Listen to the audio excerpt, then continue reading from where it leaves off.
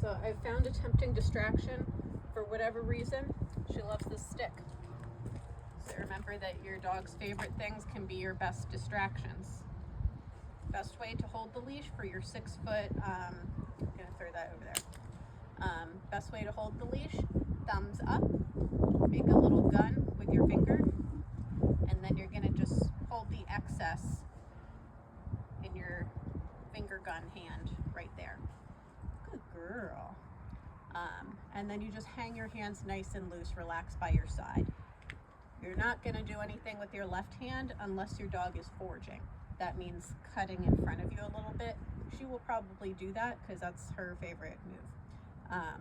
So let's say she's going too far ahead, like straight in front of me. She wants to get that stick. I'm gonna do a 180 turn, pivot with my feet. I'm not moving my hand at all. The leash is doing the correcting if it's actually the correct length. So I step forward with my left foot.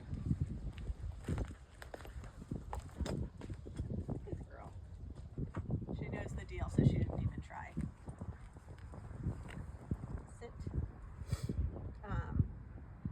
So say she did try and go for it, your left leg is going to correct, because just as a function of where it is, then that's going to make it tight, and then the dog catches up and then it's loose again.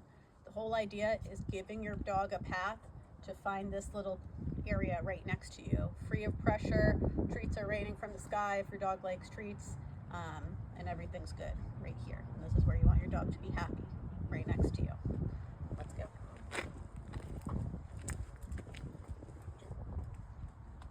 Okay, so that's the 180 turn. Sit. Let me show you the correction for foraging. That's going to be same thing.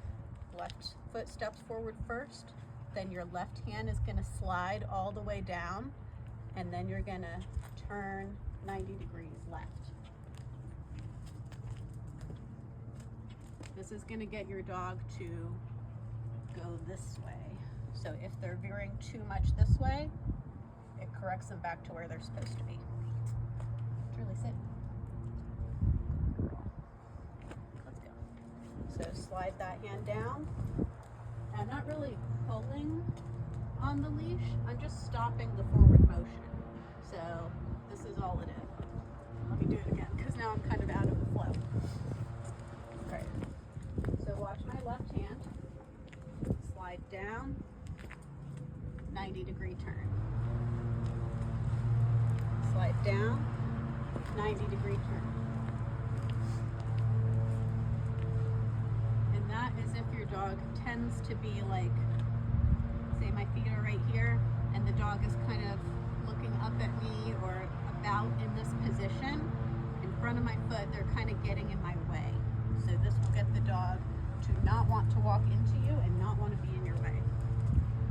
And eventually you don't really even need the left hand. The dog just understands where she's supposed to be. That's what you want. Sit. What else? Oh, the 90-degree right correction. That's if the dog is lagging too far behind you, or they're heeling wide, like they're getting a little distracted by something that's over there. What do I have? I don't really have anything interesting on me right now, because you decided you don't really care about this stick anymore. But we'll see. We'll see if I can get her interested in this.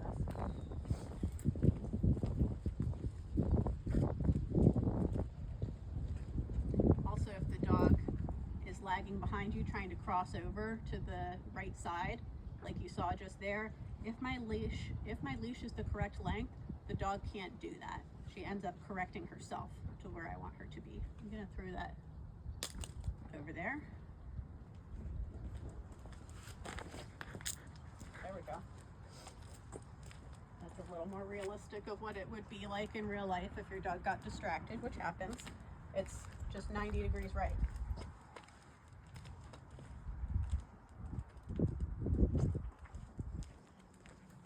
So when you're encountering things on your walk or on a trail or whatever, you can use these techniques. It doesn't mean that you have to avoid distractions forever. It also, on the flip side, doesn't mean that you have to seek out distractions that you think are going to make your dog fail. You want your dog to be successful. We don't want to overface them with something that's too difficult for their current level. So you want to find an area to walk that's like just the right level of difficulty, where it's not too challenging, but it's also not too easy. So it's worth, you know, they're learning something and it's worth doing. And I think I'll make a couple videos on what that looks like encountering actual distractions, how to pass another dog, those kind of things. You're going to be using all these same skills.